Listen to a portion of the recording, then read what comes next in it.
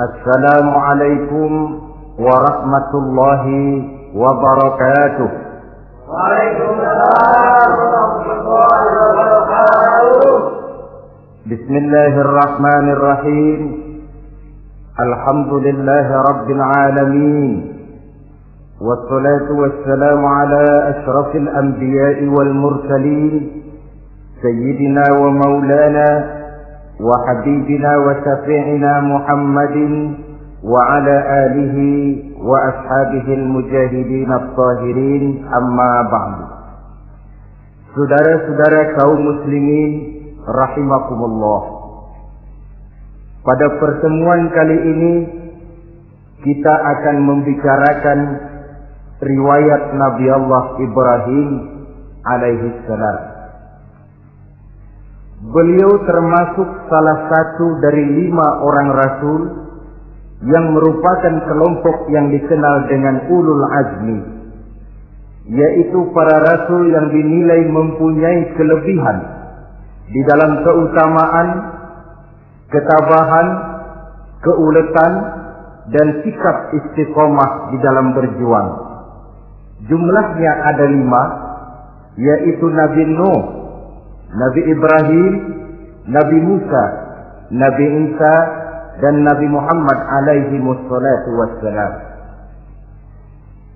Sebagaimana yang kita maklum bahwa Nabi Allah Ibrahim alaihi salam lahir pada masa pemerintahan Raja Namrud laknatullah alaih. Namrud adalah figur yang lebih merupakan kekuatan daripada keadilan, lebih merupakan kezaliman daripada kebijaksanaan. Ia seorang raja yang memerintah secara sewenang-wenang, lalu dengan segala macam cara berusaha mempertahankan kekuasaannya. Itu sebabnya di hari-hari menjelang kelahiran Nabi Allah Ibrahim alaihi salam, entah oleh karena rasa takut dan khawatir akan munculnya orang-orang yang dapat menumbangkan kekuasaannya, entah karena bisikan ahli nujum atau dukun-dukun yang memang banyak mengelilingi istananya, ia memutuskan untuk membunuh seluruh bayi yang dilahirkan dalam bentuk laki-laki. Ini dilatar belakangi oleh kekhawatiran akan muncul seseorang yang dapat menghancurkan kekuasaannya, sebagaimana Fir'aun laknatullah alaih. Itulah sebabnya di zaman sebelum Nabi Ibrahim dilahirkan, Raja Namrud membuat peraturan. Apabila seorang ibu melahirkan bayi laki-laki, bunuh bayi itu. Seluruh perempuan hamil berada di bawah pengawasan aparatur negara, dan laki-laki dianjurkan untuk jangan dekat-dekat dengan istrinya guna menghindari terjadinya proses kehamilan ini. Entah berapa ratus bahkan berapa ribu bayi laki-laki yang jadi korban tanpa dosa dari sebab kelaliman pemerintahan Raja Namrud laknatullah alaih ini. Kita teringat kepada satu hadis di mana Rasulullah sallallahu alaihi wasallam pernah bersabda, "Ya'ti 'alan nasi zamanun ru'asa'uhum kal asad wa wuzara'uhum kal zi'ab wa qudatuhum kal kilab wa katsirun nasi yawma idzin kal aghnam." Pada satu saat, kata Nabi, akan datang di tengah masyarakat manusia di mana pada masa itu muncul pemimpin-pemimpin yang bertingkah laku seperti singa. Ru'asa'uhum kal asad. Pemimpin-pemimpin mereka bertingkah laku seperti singa. Saudara kenal singa? Saudara boleh periksa, di mana ada hutan, singa selalu menjadi raja. Padahal hutan belum pernah bikin pemilihan umum. Tapi yang namanya singa tidak pernah peduli. Ada pemilihan umum atau tidak, raja hutan tetap singa. Kenapa? Karena singa menjadi raja di hutan bukan berdasarkan kebenaran, tapi karena kekuatan. Karena kuat, maka dia naik jadi raja. Soal benar atau tidak, soal lain. Maka sebagai akibatnya, setelah si singa ini naik menjadi raja hutan, dia bukan melindungi rakyatnya, malah makanin rakyatnya. Coba saudara lihat di hutan. Kambing rakyat hutan dimakan oleh singa. Ayam rakyat hutan dimakan oleh singa. Sapi rakyat hutan dimakan oleh singa. Inilah akibatnya karena singa naik berdasarkan kekuatan. Setelah naik bukan melindungi rakyatnya, malah makanin rakyatnya. Mental semacam inilah yang dimiliki oleh Raja Namrud laknatullah alaih.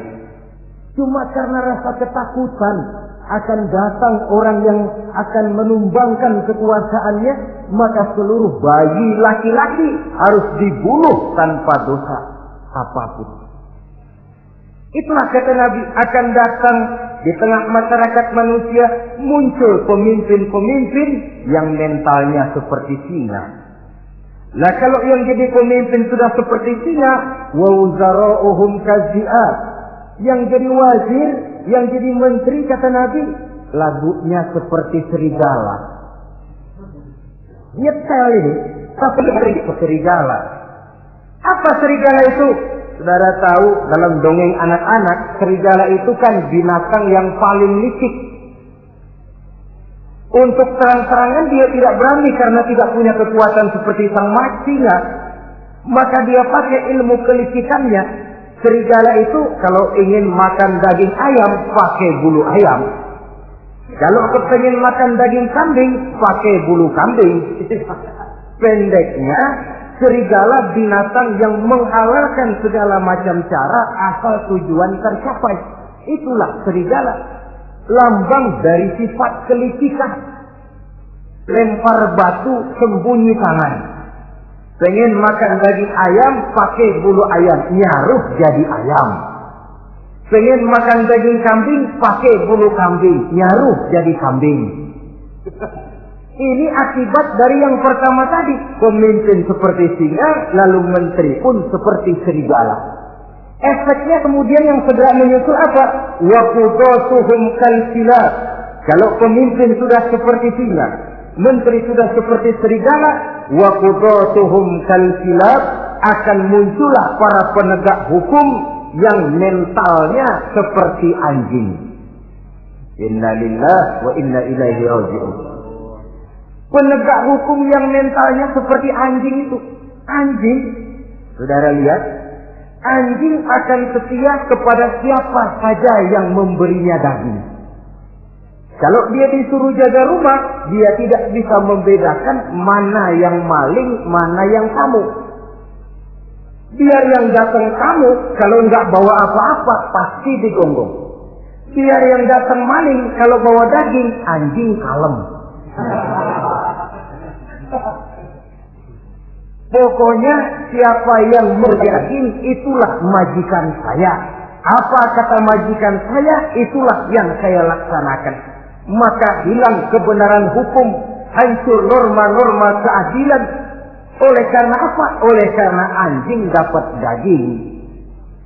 Lalu dalam kondisi semacam itu, yang jadi rakyat bagaimana? Kata Nabi, wa katsirun nas yauma idzin kal aghnam. Adapun kebanyakan orang pada masa itu, lagunya sudah seperti kambing. Saudara, kambing itu binatang yang cuma menang geroyokan dan tidak punya alternatif. Namanya kambing, digiring ke lapangan enggak. Betul kan? Digiring ke kuali enggak. Dikasih makan rumput enggak. Sampai pun mau dipotong masih embek juga. Tidak punya pilihan lain si kambing ini, tidak punya alternatif lain. Kondisi semacam inilah yang terjadi di masa pemerintahan Raja Namrud laknatullah alaih. Oleh karena diiming-iming, dibisiki oleh dukun-dukunnya, oleh nujum-nujum yang mengelilingi istananya, bahwa akan datang seorang anak laki yang kelak akan menumbangkan kekuasaannya, dia mengeluarkan peraturan. Ya, peraturan singa. Mulai saat ini diumumkan kepada seluruh rakyat, siapa-siapa perempuan melahirkan bayi laki-laki, bunuh hidup-hidup. Seluruh orang bunting di bawah pengawasan hansip negara. Dan mulai malam ini, supaya semua kaum bapak jarang-jarang tidur sama istrinya. Namanya peraturan Namrud. Tapi apa yang memang Allah kehendaki untuk terjadi, pasti terjadi. Yaitu kelahiran Nabi Allah Ibrahim alaihi salam. Pada saat beliau terlahir ke alam ini, oleh ayahnya yang bernama Azar, disembunyikan di dalam sebuah gua. Di sini bertemu antara nurani seorang bapak dan ketaatan kepada raja. Dia ingin taat kepada raja, dia mesti membunuh anaknya. Tapi sebagai bapak, dia sayang kepada anaknya, dia harus selamatkan. Dicarinya jalan tengah, maka Ibrahim disembunyikan di dalam sebuah gua dengan satu perhitungan tentunya. Lu mati, ya nggak apa-apa, lu hidup ya syukur. Sebab ini pertimbangan dia akan bikin susah dia di masa yang akan datang. Coba anak berkondisi apa adanya ditaruh di dalam gua, menurut perhitungan logika mati ini. Namun apa yang terjadi? Nabi Allah Ibrahim yang sejak masa bayi diletakkan dalam gua dipelihara oleh Allah. Nah, kalau Allah yang sudah memelihara, orang mana yang sanggup mendatangkan bencana dan mudarat? Untuk melangsungkan kehidupannya, Nabi Ibrahim itu mengisap ibu jarinya. Dan konon menurut riwayat dari ibu jarinya itu keluarlah madu. Sehingga walaupun tidak didampingi oleh ayah dan ibunya, tinggal di dalam gua seorang diri, pertumbuhannya sebagai seorang bayi menjadi seorang anak, tumbuh dengan pesat sebagai lazimnya anak-anak yang lain. Dalam ilmu tauhid, ini yang dinamakan irhas. Tanda-tanda yang diberikan kepada seseorang yang akan dipilih menjadi rasul pada saat dia masih anak-anak. Ini yang dinamakan irhas. Adapun kalau dia sudah diangkat menjadi rasul, maka tanda-tanda itu dinamakan mukjizat. Kalau jatuh kepada wali, maka tanda itu dinamakan karomah, atau yang dalam bahasa kita disebut dengan keramat. Jadi kan kita ini dalam kehidupan anak-anak kita kadang-kadang bisa melihat bakat yang dimilikinya pada saat dia masih kecil. Tanda-tanda itu ada. Nah, dalam kehidupan para rasul, masa kecil mereka yang melahirkan itu dinamakanlah irhas. Begitulah Nabi Ibrahim tumbuh dari bayi menjadi anak-anak di dalam gua. Dan ayah ibunya kadang-kala menengok dia. Pada saat dia sudah mulai pandai berbicara, dia sudah mulai berpikir. Dan pola berpikir yang pertama, satu hari dia tanya bapaknya, "Papi, kalau bahasa sekarang, ini yang bikin alam ini sebenarnya siapa? Yang bikin saya siapa? Yang menyebabkan saya ada siapa?" "Ya kami, ibu bapakmu," kata ayahnya. "Oh begitu." "Lalu yang bikin ibu bapak siapa?" "Ya nenekmu. Gara-gara dia saya ada, gara-gara saya semua ada." "Lalu yang bikin kakek dan nenek siapa?" "Ya buyutmu." "Lalu yang bikin buyut siapa?" "Ya bapaknya buyut." "Yang bikin bapaknya buyut?" "Ya kakeknya buyut." Kalau gitu nggak pernah selesai dong. Tentu akan ada pencipta pertama. Siapa pencipta pertama itu? "Bapaknya buntu." "Lu jangan usil dah." temen-temen lu juga nggak pernah nanyain urusan kayak begini. Saya nggak kuat, Pak. Begini sekarang, saya mau tanya. Ini kaum kita nyembah apa? Nyembah berhala. Nah, yang bikin berhala itu siapa? Saya, bapakmu, Hazar. Kaum kita menyembah berhala. Ini bapak. Kenapa nggak nyembah bapak aja kok tanggung-tanggung? Jawaban ayahnya tidak membuat ia jadi kuat.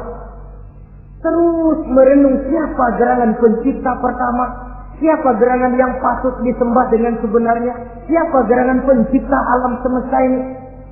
Bila malam datang, dia melihat bintang gemintang bertabur menghias cakrawala, dia berkata, ini yang patut dianggap Tuhan, tinggi, terang benderang.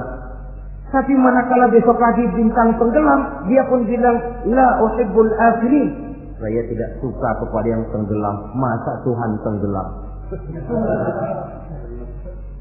Ketika malam datang, bulan pun terbit. Nah, ini barangkali yang Tuhan. Ini lebih besar dari yang semalam. Tapi bila bulan pun terbenam, lagi-lagi dia bilang Tuhan tidak mungkin terbenam. Lalu bila matahari terbit, nah ini nggak salah lagi. Ini lebih gede dari yang dua-dua kemarin. Ini pasti Tuhan. Dan manakala matahari terbenam, dia pun berkata, Tuhan tidak akan pernah terbenam. Perjalanan yang mencari Tuhan ini bisa saudara baca dalam surah Al-An'am ayat 76 sampai dengan ayat 79. Sampai Allah memberikan petunjuk kepadanya, mengangkatnya menjadi seorang rasul dan menyampaikan misi dakwahnya. Saudara-saudara kaum muslimin rahimakumullah. Dakwah yang pertama dilaksanakan tentu kepada bapaknya, kemudian kepada kaumnya. Secara psikologis ini kan makan nasi. Coba, kalau kita harus nasihatin orang lain yang tidak ada hubungannya dengan keluarga, barangkali biasa saja. Tapi nasihatin bapak sendiri, ini kan makan nasi. Mau didiamkan saja, batil dan sesat, mau diceramahin bapak sendiri. Tapi bapak tinggal bapak, kewajiban melaksanakan dakwah jalan terus.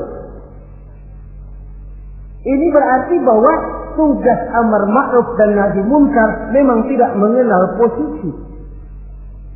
Begitulah saudara-saudara, sampai kepada satu hari Nabi Ibrahim melaksanakan dialog dengan kaumnya. Saudara-saudara, hadhihi tamathil allati antum laha akifun. Surah Al-Anbiya ayat 51.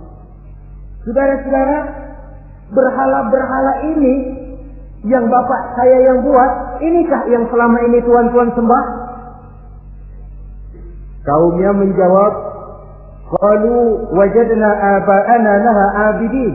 Iya, sebab nenek moyang kami, nenek moyang kita juga dulu nyembah itu. Bagaimana nenek moyang kita, begitulah kita.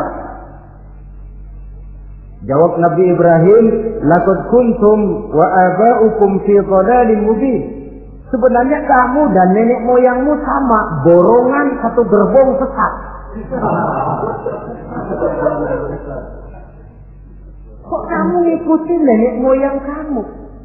Mereka enggak berpikir, kamu enggak ikut berpikir. Mereka sesat, kamu ikut sesat.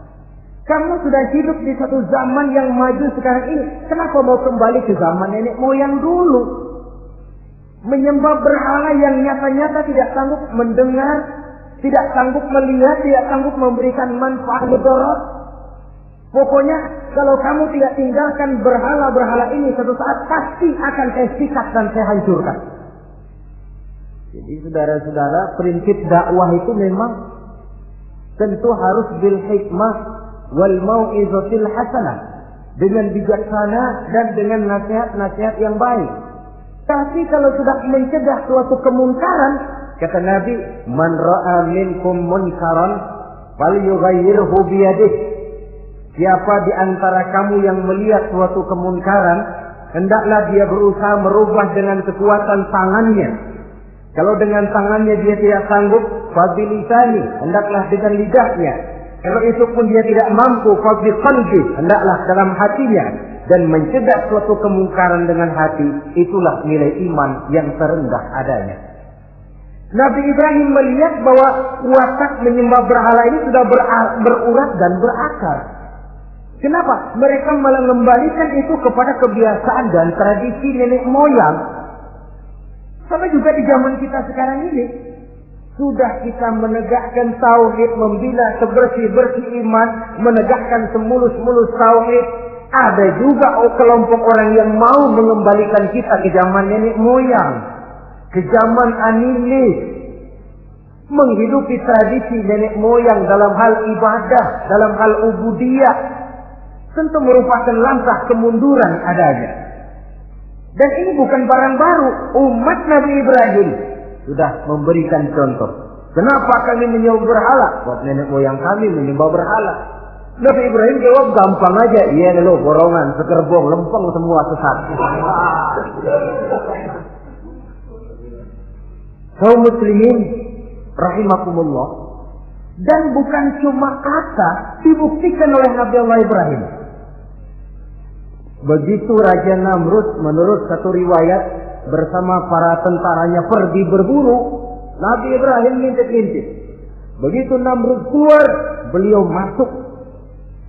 Kalau istilah kita, ke tempat Namrud ibadah, ke masjidnya kan, di mana di situ tersimpan seluruh berhala yang mereka sembah, dari yang paling gede sampai yang paling kecil. Nabi Ibrahim masuk bawa kampak. Seluruh berhala-berhala yang ada di tempat itu habis dikampakin, hancur berantakan. Kecuali berhala yang paling gede, itu ditinggalin, nggak diapa-apain, dan kampaknya ditaruh di tangan berhala yang paling gede. Memang kebetulan tangannya lagi teracung begini, digantungkan kampak di situ. Nabi Ibrahim keluar.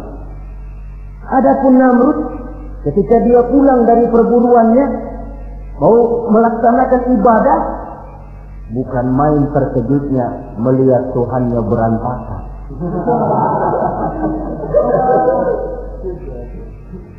Waduh, ini celaka kerjaan siapa ini? Dikumpulkan para intel negara, staf-staf khusus. Ini ada supersip masuk kemari, mengganggu stabilitas peribadatan kita. Ini mesti dicari siapa biang keroknya ini. Cari sampai ketemu siapa yang menghancurkan Tuhan-Tuhan kita ini. Intel pun disebar. Ada yang ke kota, ada yang ke desa, ada yang pokoknya ke seluruh penjuru. Sampai ada yang desas-desuskan. Tuan Raja, bagaimana? Saya dengar selentingan berita. Berita apa? Pada waktu Tuan Raja pergi berburu, seorang anak muda bernama Ibrahim masuk ke tempat ibadah kita. Barangkali dia yang menghancurkan patung-patung kita. Kalau begitu, cari, tangkap Ibrahim, tangkap. Panggil kepala intel. Dipanggil. Kamu cari orang namanya Ibrahim, tangkap. Kok ditangkap? Tangkap. Sebab menurut berita dia yang menghancurkan berhala-berhala kita. Ya tapi kan belum ada buktinya Pak. Soal bukti gampang, belakangan, yang penting tangkap aja dulu. Ini supersip ini. Saudara-saudara, dicarilah Nabi Allah Ibrahim, ketemu, dihadapkan kepada Raja Namrud, disidang di pengadilan terbuka, disaksikan orang banyak, dibuka oleh Raja Namrud. Sidang luar biasa dalam rangka memeriksa dan mengadili tertuduh Ibrahim. Dengan ini kami nyatakan dibuka untuk umum. Terdakwa supaya dibawa ke dalam ruangan sidang. Dihadapkan Nabi Ibrahim. Nama Ibrahim. Orang tua.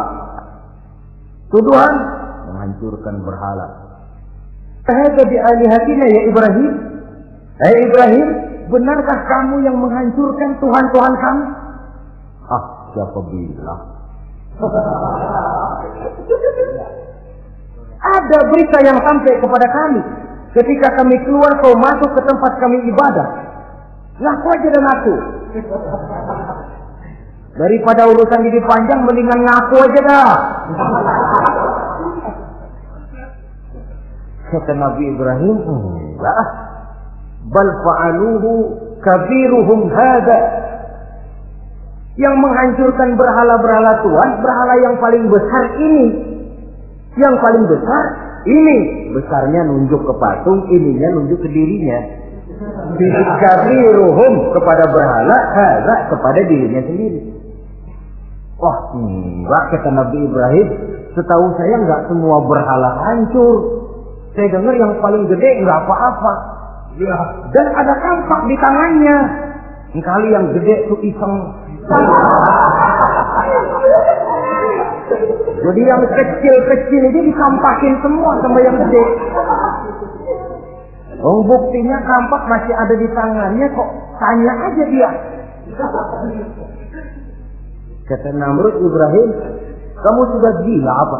Kenapa? Masa saya disuruh nyembah berhala, disuruh nanya berhala?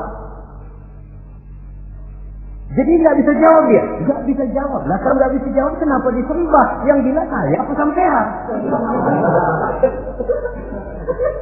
Merasa tidak sanggup menghadapi argumentasi yang diajukan oleh Nabi Allah Ibrahim, Namrud salaf. Dalam kesalafannya itulah ia menjatuhkan vonis bahwa Nabi Allah Ibrahim dihukum bakar hidup-hidup.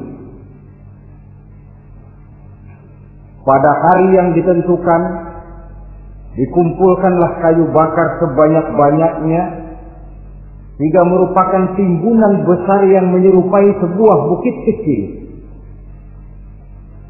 Apabila segalanya telah siap, kayu bakar itu pun disulut orang, dan api mulai menjilat ke sana kemari, makin lama makin besar, makin lama makin besar,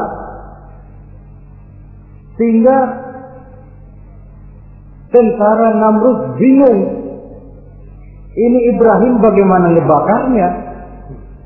Kalau kita anterin ke api, kitanya ikut angus, dilemparin nggak mungkin sampai. Lalu mereka menemukan akal, dibuat semacam lentingan busur panah. Kalau istilah kita di kampung kayak selepetan gitu. Sehingga Nabi Ibrahim dilemparkan dan tepat jatuh di tengah kobaran api yang menggunung. Namrud tentu saja memandang dengan perasaan puas. Segenap konco-konco dan antek-anteknya melihat dengan hati yang lega. Dan semuanya merasa hancur sudah biang kerok yang selama ini menjadi racun dan duri dalam kehidupan kita. Tapi rupanya yang mereka mau lain dengan yang Allah mau. Ketika Nabi Allah Ibrahim hampir masuk ke tengah kobaran api yang menggunung itu, datanglah perintah Allah kepada api.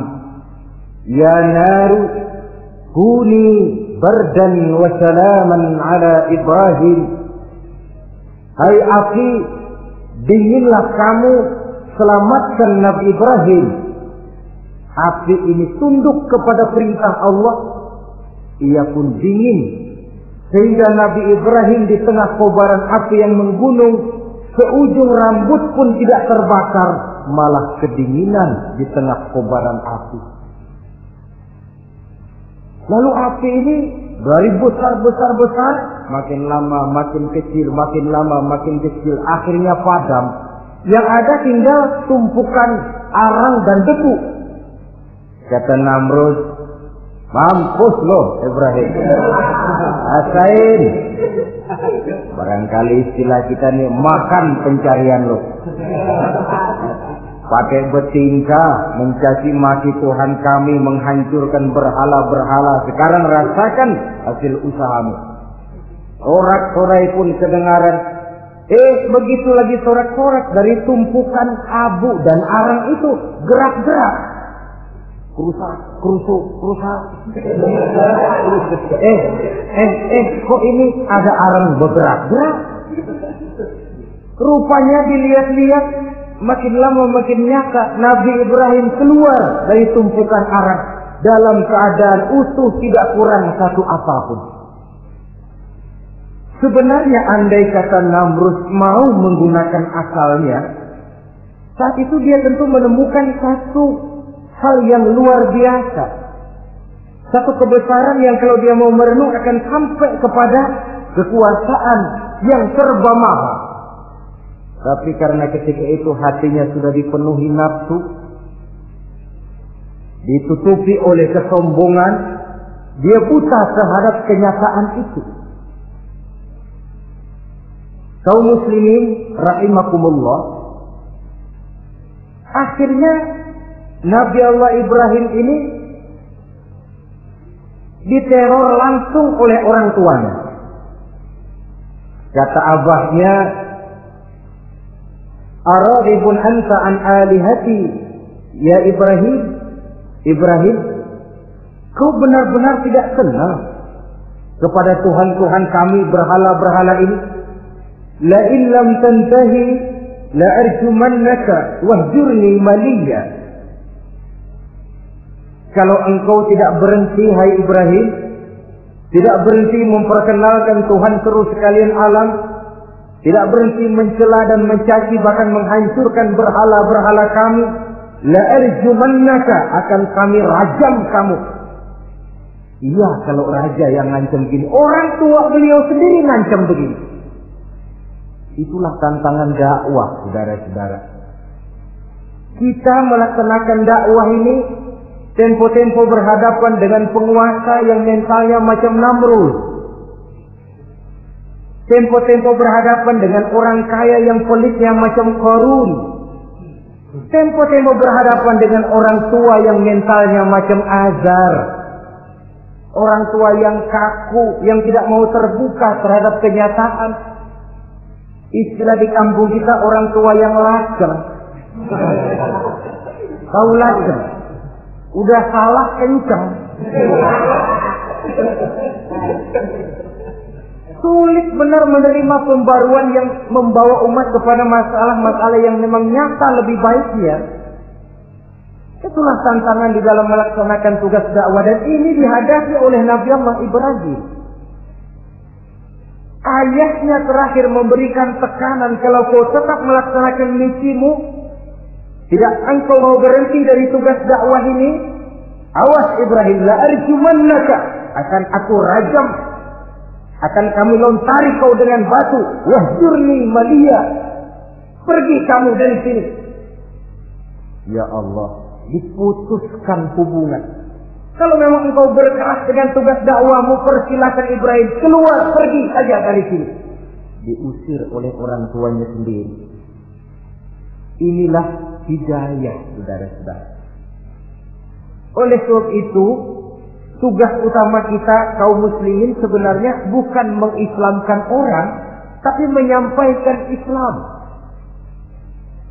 Tugas kita ialah menyampaikan Islam, bukan mengislamkan orang.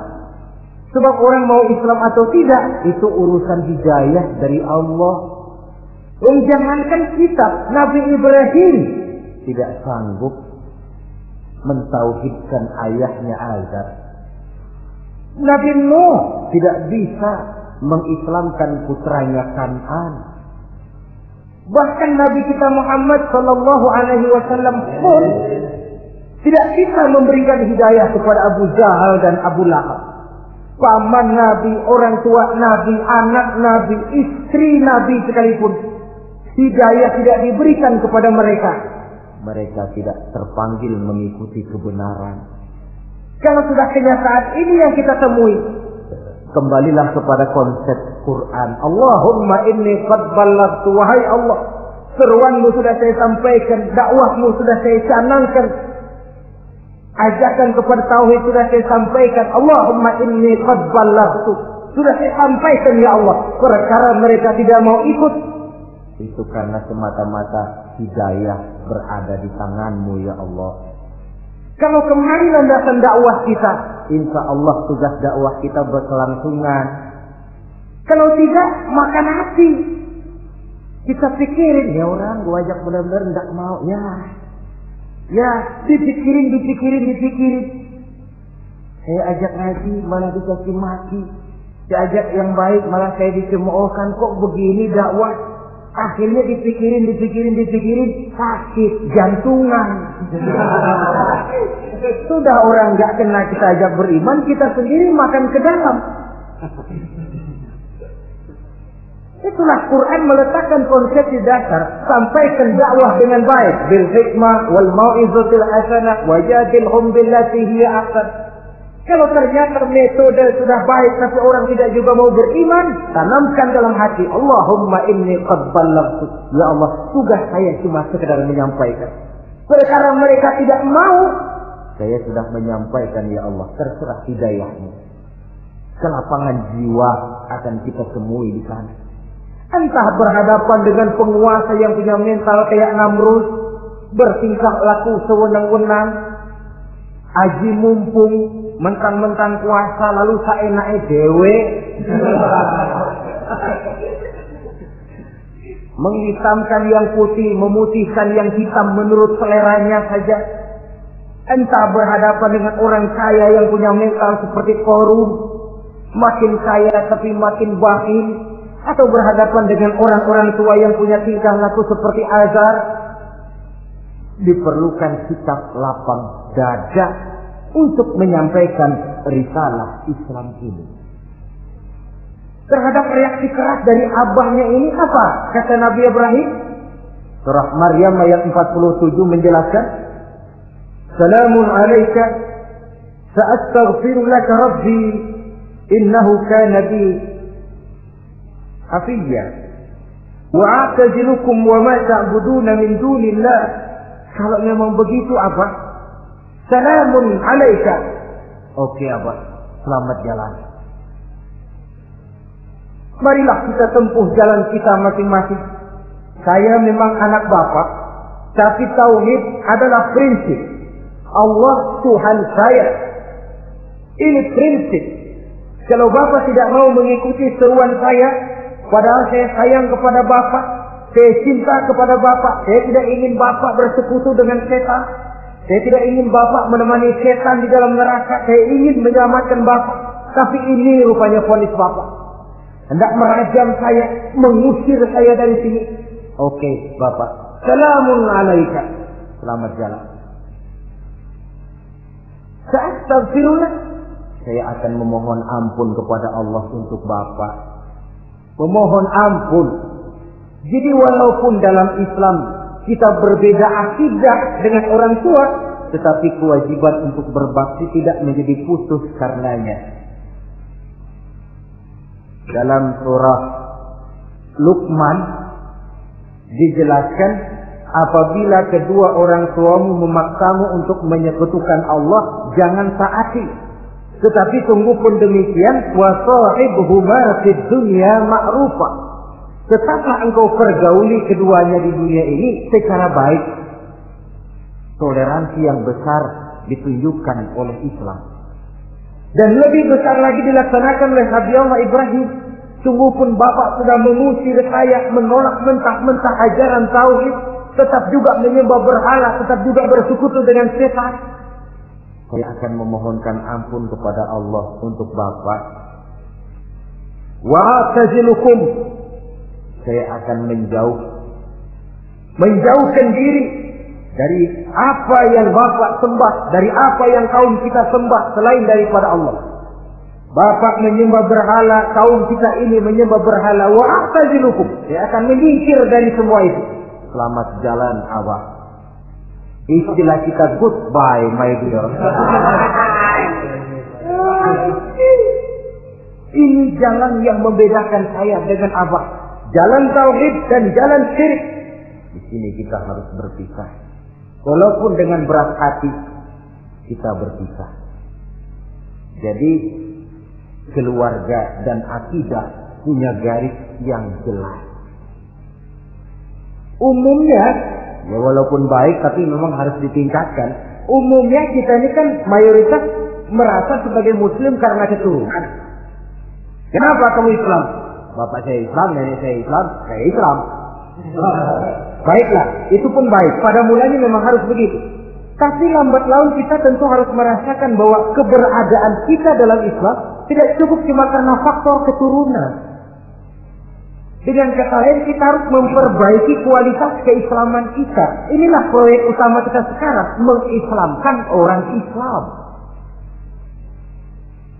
Saudara-saudara kaum muslimin rahimakumullah. Maka Nabi Ibrahim pun meninggalkan orang tuanya, meninggalkan kaumnya, uzlah, hijrah ke tempat Baitul Maqdis, daerah di Palestina sekarang ini.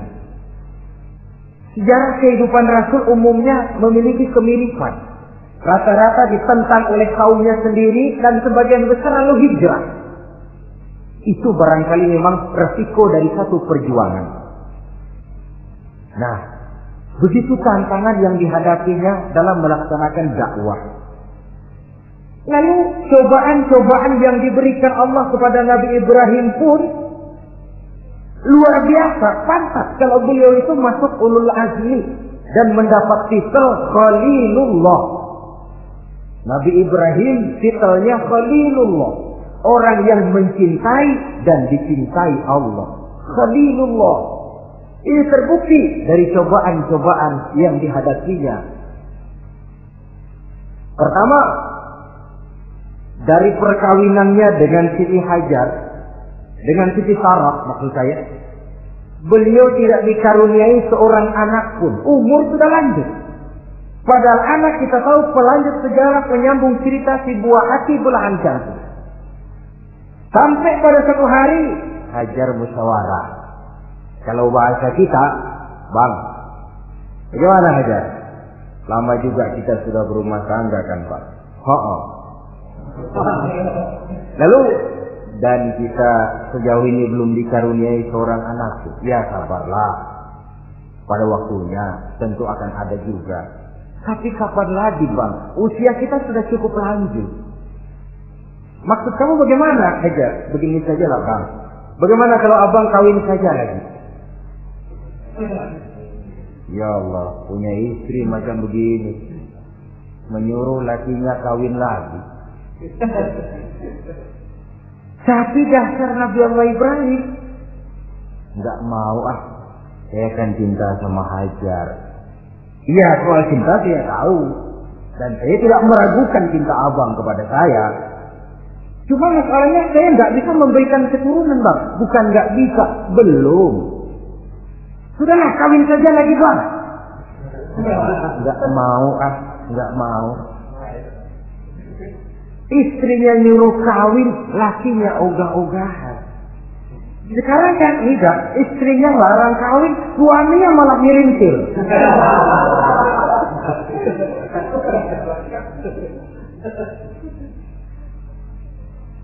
Sampai ketika didesak kata Ibrahimnya, kalau itu yang Sarah Hajar mau, biarlah, jadilah. Saya mau kawin lagi dengan syarat kau yang mencarikan istri untuk saya itu. Oleh Siti Hajar dipilihkan Siti Sarah. Kawinlah Nabi Ibrahim dengan Sarah.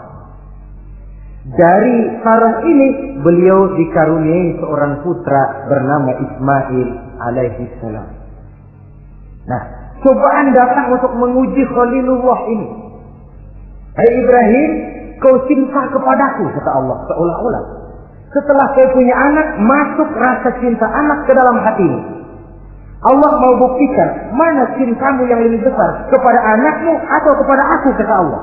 Maka turun perintah untuk menyembelih anaknya sendiri. Satu riwayat menceritakan bahwa latar belakang perintah menyembelih anak ini sebenarnya gara-gara Nabi Ibrahim juga ketelepasan ngomong. Beliau pernah menyembelih 300 ekor onta dan 1000 ekor kambing. Dagingnya dibagikan kepada fakir miskin, dilaksanakan penyembelihan itu untuk mendekatkan diri kepada Allah. Dekat. Tidak cuma manusia, malaikat kagum, dipuji Nabi Ibrahim. Bukan main Ibrahim, kaya berani. Ya, kalau miskin berani, nekat kali. Ini kaya berani. Menyembelih 300 unta, 1000 kambing, dagingnya disedekahkan kepada fakir miskin. Luar biasa Ibrahim. Ketika dipuji orang banyak itulah beliau timbul sifat manusianya. Apa kata beliau?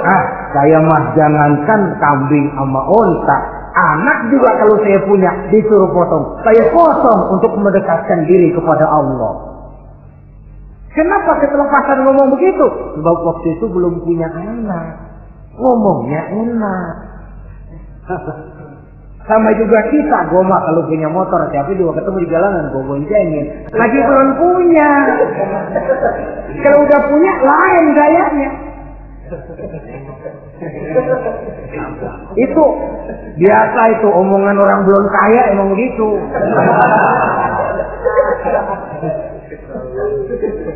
Saudara-saudara, sehingga omongan yang beliau sudah lupa bertahun-tahun bahkan puluhan tahun ini. Begitulah ketika sudah punya anak Ismail, falamma balagha ma'ahu sa'ya, ketika Ismail sedang lucu-lucunya, dalam tidurnya mimpi turun perintah, ya Ibrahim uffi binuzrika. Hai Ibrahim, bayar nazarmu. Nazar? Iya. Apa nazar? Dulu pernah ngomong apa, ingat enggak? Jangankan cuma kambing, unta, anak pun kalau punya disuruh potong, saya potong. Dianggap nazar. Bayar nazarmu, potong anakmu. Dipikirin siangnya, semalam itu benar-benar perintah Allah apa cuma ngimpi?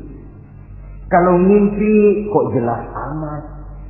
Kalau perintah Allah kok kelewatan amat. Pakai anak disuruh potong, emang gak ada yang lain apa? 3 malam berturut-turut mimpi sampai beliau yakin ini memang benar perintah Allah. Dan dilaksanakan dengan berat hati. Pagi-paginya bilang kepada Siti Sarah, Sarah, Ismail mandikan, berikan pakaian yang baik, saya mau bawa pergi dia. Kemana Pak? Pokoknya mau saya bawa. Berangkatlah anak beranak ini menuju salah satu bukit di daerah Mina. Ketika duanya sudah mau berangkat, iblis sibuk bukan main. Ini cobaan loh. Orang kalau mau ibadah, Pak, iblis paling gatal. Segala macam cara mereka lakukan agar orang jangan ibadah. Ini Ibrahim mau membuktikan cintanya kepada Allah. Ya Allah, lihatlah. Walaupun saya sudah punya anak, cinta saya kepadamu lebih besar ya Allah. Walaupun perintah ini menyembelih anak sendiri, saya potong karena melaksanakan perintahmu. Iblis ribet. Mula-mula dia bisikin Nabi Ibrahim. Hei Ibrahim, kau lihat anakmu di belakang itu. Kecil, lucu-lucunya. Masa anak begitu mau dipotong? Tegak kamu Ibrahim. Ini perintah Allah. Gak ada urusan sama ente. Iya.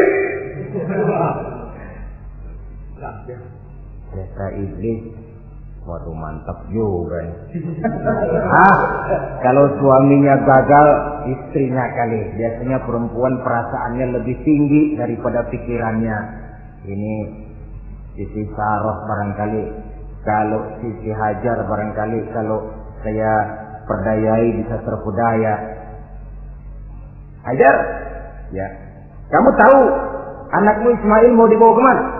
Saya tidak tahu. Mau dipotong, ya. Suamimu Ibrahim mau dipotong. Dipotong. Kok bisa begitu?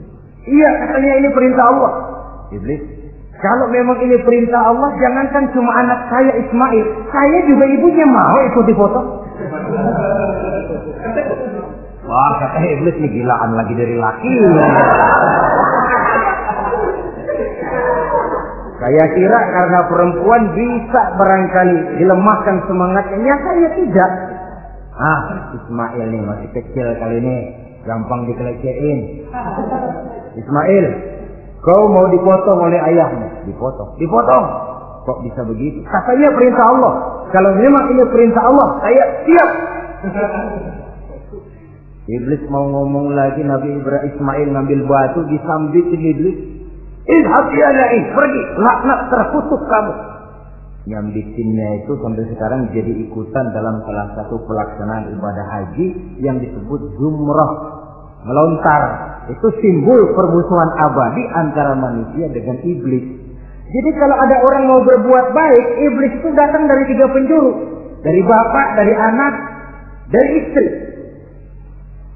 Kadang-kadang bapaknya nggak kena, istrinya dibujukin.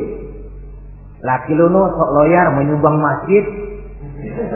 Jangan kasih duit, simpan aja baik-baik. Istri nggak kena, anak. Segala macam cara iblis berusaha. Baru sampai di bukit yang dituju, Nabi Ibrahim buka kartu. Ismail, Abah diperintah Allah menyembelih lehermu. Bagaimana? Kerjakan apa jangan? Kalau memang itu perintah Allah, kerjakan apa? Insya Allah Abah akan menemukan saya termasuk orang sabar. Ini jawaban anak soleh. Coba kalau jawaban anak pintar nggak soleh, bukan begitu. Ismail, saya disuruh motong lehermu. Bagaimana? Kenapa saya Pak? Bapak aja yang tuaan.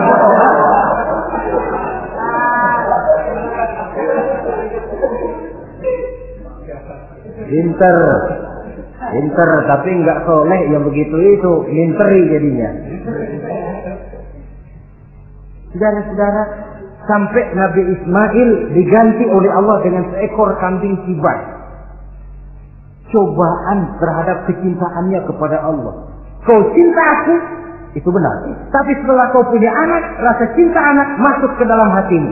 Mana lebih besar, cintamu kepada anakmu atau cintamu kepada aku, kata Allah.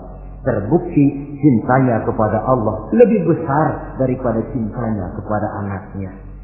Bukankah nilai cinta itu baru terasa nyata kalau sudah lewat cobaan, lewat pembuktian? Sehingga dengan demikian kata orang, biasanya cinta itu menuntut pengorbanan. Berani bercinta, berani berkorban. Jangan takut berkorban, nggak usah cinta-cintaan.